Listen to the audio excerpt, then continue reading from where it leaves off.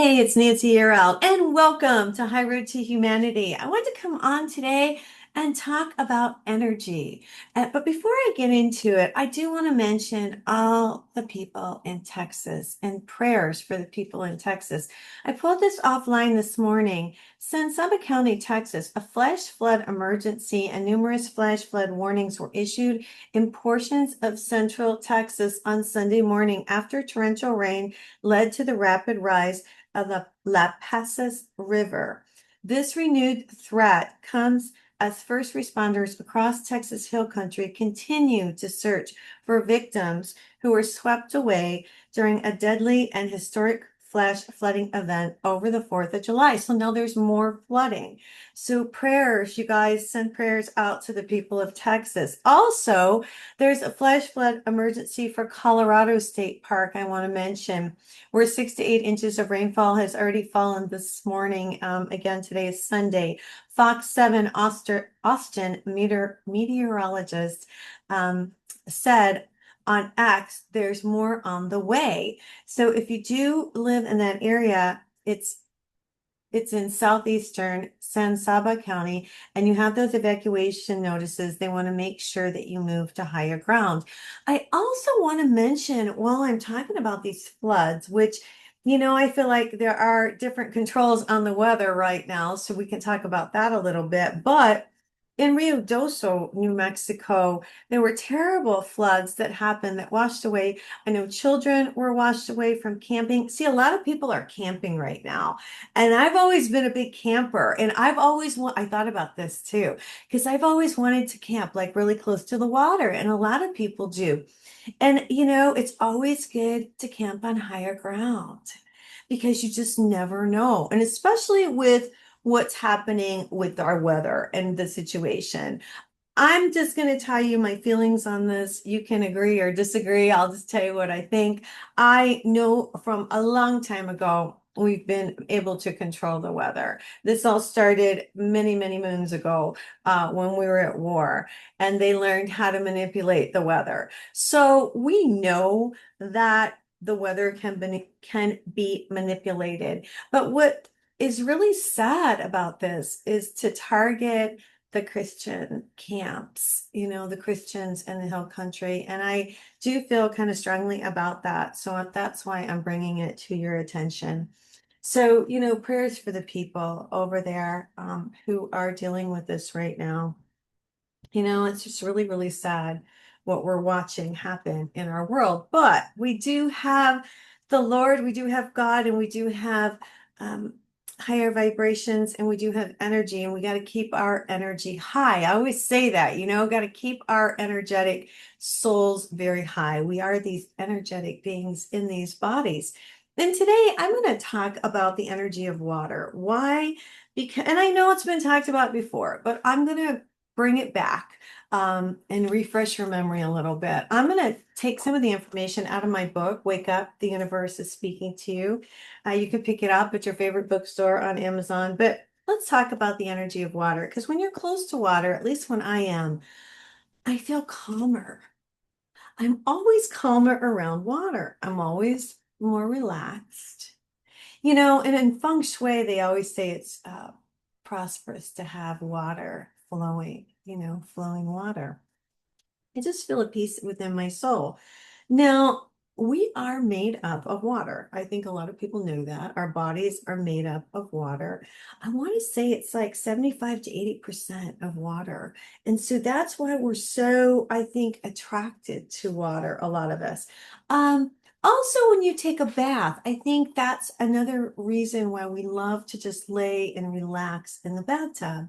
And everybody talks about salt and adding the salt to the water in the bathtub. Now, you can use Epsom salt, you can use table salt. I like to use table salt and Epsom salt. Why? They both get rid of that negative energy off of your body. So if you're in a high stress job, or just if you're around a lot of people and you're picking up other people's energy, when you take a bath and you relax and you put some salt in, that salt clears your energy field. Okay, that's why, it's so important. The ancient legend, the early Celtic kings discovered the hot springs in Bath, England, and many cultures throughout the world, such as Native Americans, Persians, Babylonians, Egyptians, Greeks, and Romans, have used and still have a strong belief in the therapeutic and spiritual purification of mineral baths. Lots of mineral baths too in New Mexico and Colorado. The Dead Sea, which is talked about in the Bible. The salt sea has healing properties. A lot of people will flock to the Dead Sea because of its healing, properties. Now, the Dead Sea is nearly 10 times more salty than the world's oceans, containing 340 grams of salt per liter of water. People go to the spiritual place to put the black mud on their bodies. The mud is full of Dead Sea minerals and organic elements from the shoreline. Okay, so this mineral mud improves and it stimulates the blood circulation. This is what it's doing. And the joints. Okay, so if you have anything like that, it also softens the skin. Now, the Dead Sea and its energy is here for everybody's use. So I just want everyone to know, God put all these things here for us. So that's a healing thing. We can go there and heal ourselves, or just get in your tub and put some salt in, right? So one of the best things to do for yourself is to hydrate. And that's why everybody talks about drinking water. I don't drink enough water. I'll tell you that right now. I need to work on this myself. But they say, according to the Institute of Medicine, which we can take that with a grain of salt. So it says women should intake 9 cups or 2.2 liters a day. They say men should take in 13 cups, 3 liters per day. So the benefits of drinking alkaline water, let's talk about that. Because, for years and years, I would put lemon in my water intuitively, I guess, because, this is before people started talking about alkaline water and all of that. I would just get my bottle of water, which is not good for us now. We know the plastic is going into the water. So really try not to drink your water out of a plastic bottle, number one. That's, something we've all learned recently. I've actually got a copper canister that I'm using now because they say the minerals from the copper is therapeutic. So I'll throw that out there. But you want to get your water and you can put lemon. A lot of people have these water alkaline machines, but I'm just saying drinking because it raises the pH level is what it does. But I think it's just really refreshing. And I also feel like if you squeeze a piece of lemon into your water and drink lemon water all day, it really does cleanse the system. Okay, so it's a really good detoxifier. I will say that. So if you want to make your own, you just need an eight ounce glass of water. They say an eighth of a tablespoon of baking soda, or you can use lemon juice, and or you can do pH drops. You can get pH drops and put it in your water and do that. Okay, so but lemon has been my choice. So also, I want to talk about, water is so important, and a lot of you know about Masaru Emoto. He studied water. He was born in Japan in 1943, and he just recently died in 2014. I don't know if people know that, but he was an author with a New York Best Time seller, and it was called Messages of Water. And I have some of his books because he talks about the energy of water, and he talks about how music, if it's harsh music, distorts the water, or how your harsh words distort the water, and how he found this out by studying water and, of course, freezing different waters. And when you freeze the water, you can see the different configurations and the formations. So beautiful music creates beautiful water. Harsh music creates really distorted water. So same thing with your words. Really, really interesting. I'll read a little bit about this. His experiments consisted of exposing water in glasses to various words, music, and pictures, like I said. He then froze the water and examined the crystals with microscopic photography. He claimed that water exposed to positive speech and thought would result in beautiful form frozen crystals, and that negative intentions produced ugly crystals. Like I was saying, this is really crazy. He also studied water from a mountain stream. The water, when frozen, showed structures of beautiful shape, geometric designs. Yet the polluted water that he used in his experiment produced crystal structures that were distorted and randomly formed. Emoto believed that he could change polluted water by exposing it to ultraviolet light and certain electromagnetic waves, which I believe this. When you understand the power of energy and you realize that he may have been onto something. So our polluted water, it's polluted for a lot of different reasons, but it could go back to its original form. And I believe that we could do that.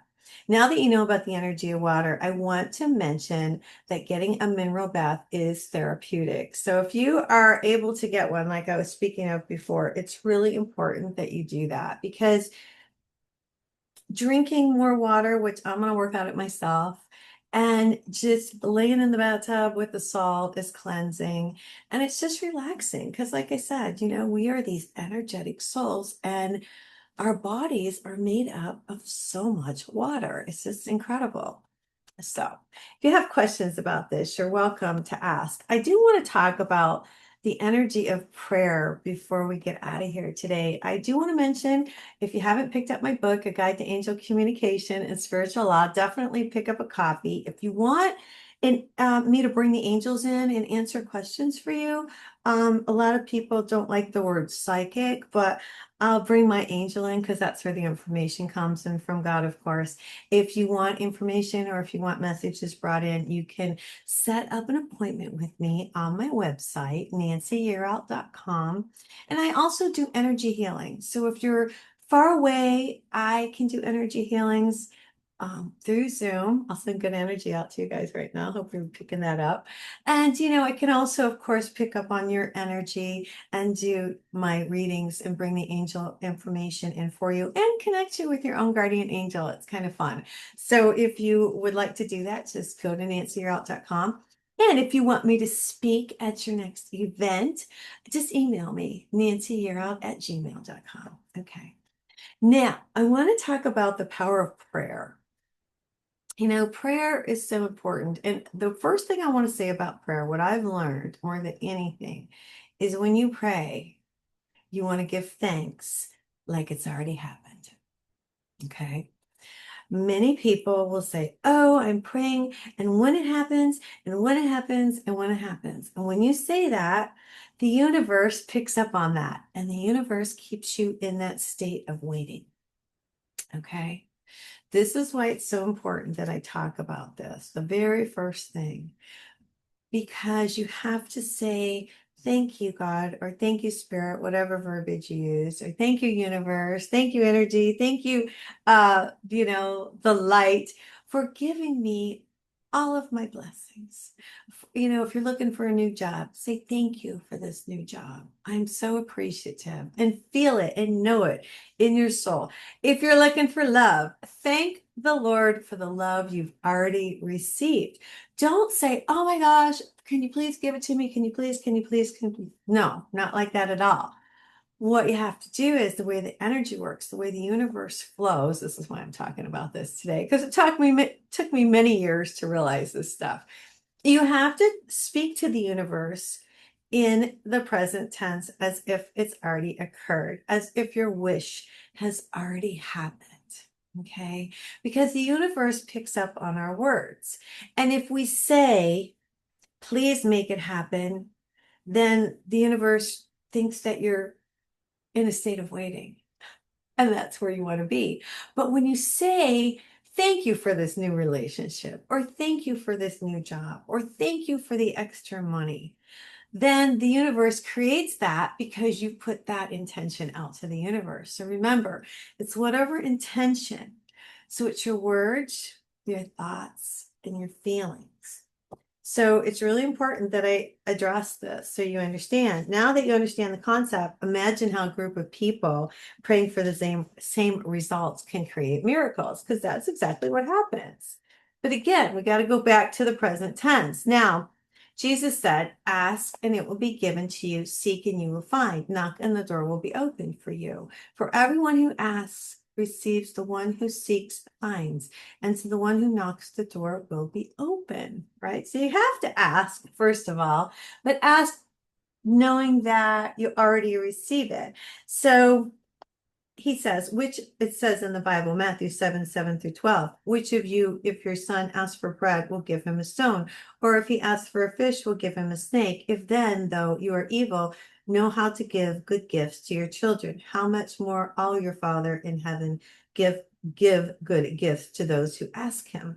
So in everything, do to in others what you would like them to do to you. For this sums up the law and the prophets. He was teaching us spiritual law. The concept makes a lot of sense. So, therefore, I tell you, whatever you ask in prayer, believe that you have received it and it will be yours. Oh my gosh, Mark 11:24. Let me read that again. Therefore, I tell you, whatever you ask in prayer, believe that you have received it and it will be yours. Prayer is answered only by God with his divine power. So when you're praying for something, believe that your prayer is already answered. It's imperative that you have faith that your prayer will be answered. This is where faith comes in.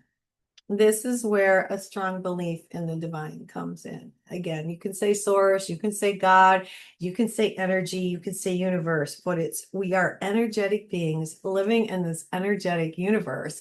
And so in order to create what we want, because we are little creators, right? We all have this little spark of the divine source within us.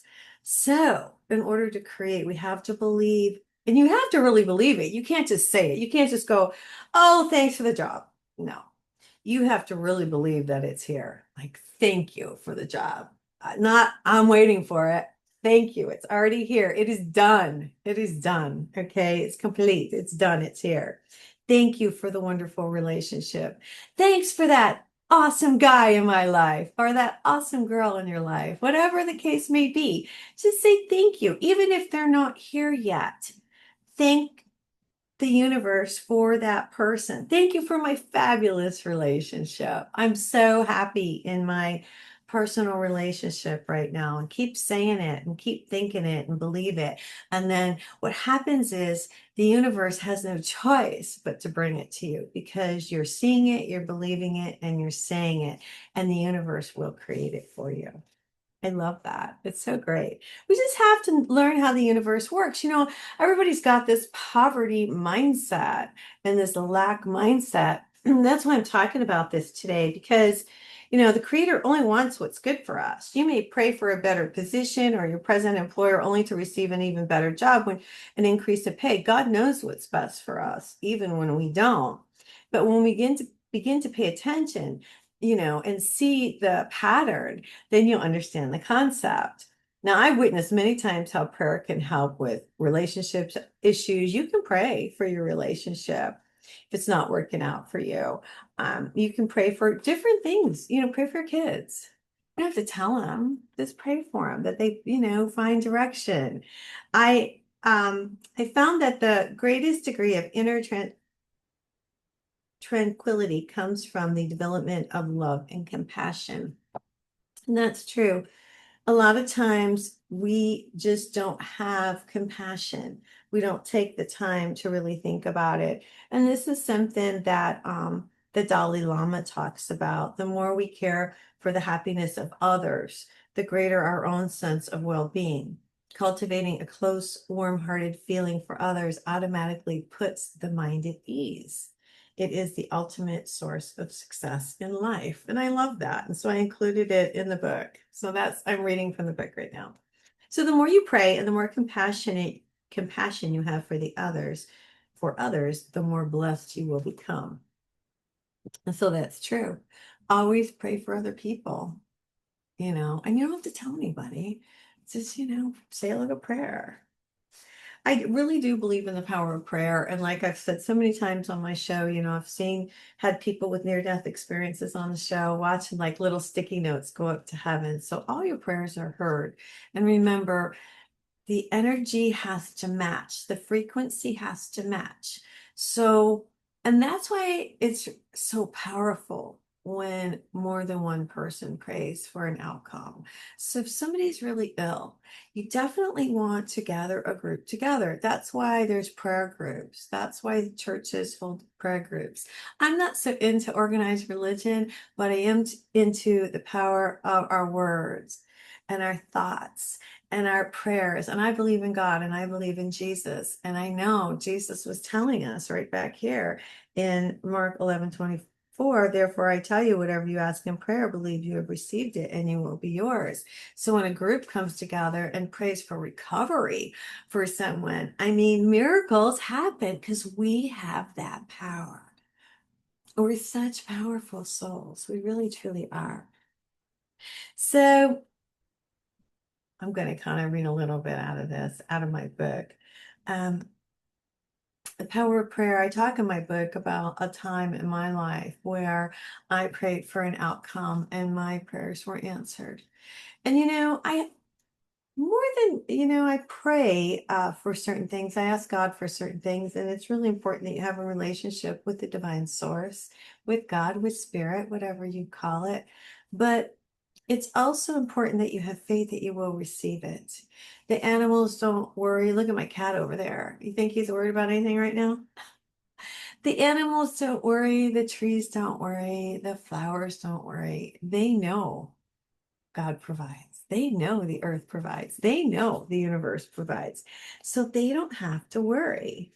So I just want you guys to, realize that when you have faith, faith really does work. I'll read a little bit of this too. I also talk about faith in my book. I need to address faith if you're going to work with the universal energy. And this is all about working with the energy, by the way. Faith and energy are things we cannot physically see. True, unwavering faith is that God, our creator, is taking care of our needs. True faith is a very difficult thing to achieve because it's being childlike and believing what you cannot see. Hebrews 11:1 says, "Now faith is confidence in what we hope for and assurance about what we do not see." Now, faith has taken me a while, you guys, to wrap my head around, and I'll tell you how I learned about faith. And you may have heard this story, but if you haven't, I'll share it with you. When I was much younger, many years ago, I didn't know so much about faith. And I had a mentor, her name was Naomi, and she was an older lady, and I would call her every Sunday. She kind of became like a second mom to me. She gave me the motivation, she taught me a lot. She taught me how to draw things to myself. But what she taught me about faith is she gave me a little statue. And it's a little statue. It's still sitting on my kitchen windowsill today. It's fallen off and it's cracked and it's been glued, but it's still there. And it says, faith works. That's all it says. Faith works. So she gave this statue to me, and I did put it on my kitchen window. And I've had this statue for, I'm going to tell you, God, probably 30 years. It's crazy. But it's there as a reminder. And she gave it to me as a reminder to remember that when you do have faith, when you do believe in what you can't see, when you do believe that there is a power bigger than us who loves us, that there is a God, there is a spirit who loves us unconditionally, and you believe that, then miracles do happen. And I have to tell you, when I first had faith and believed and it happened, then every time I'm not surprised, but I'm always just like, maybe I am. I'm always just like, wow. Miracles happen every single day, and they've happened so many times in my life. So many times where I was like, what am I going to do? And then I remembered to have faith. And today's no different. There are things that I want to achieve, but I have faith that it will come what I'm looking for in God's timing, not in my timing, because Spirit knows what's better for us than we do, because there is a plan, right? We're down here learning and we're doing our plan and we're asking for different things. And just so you know, if you have a dream, this is super important that you know this. If you have a dream, something that's really near and dear to your heart, all dreams always come true. Just hold that dream near and dear to your heart and have faith and know that your dreams will materialize, because we are these little creators.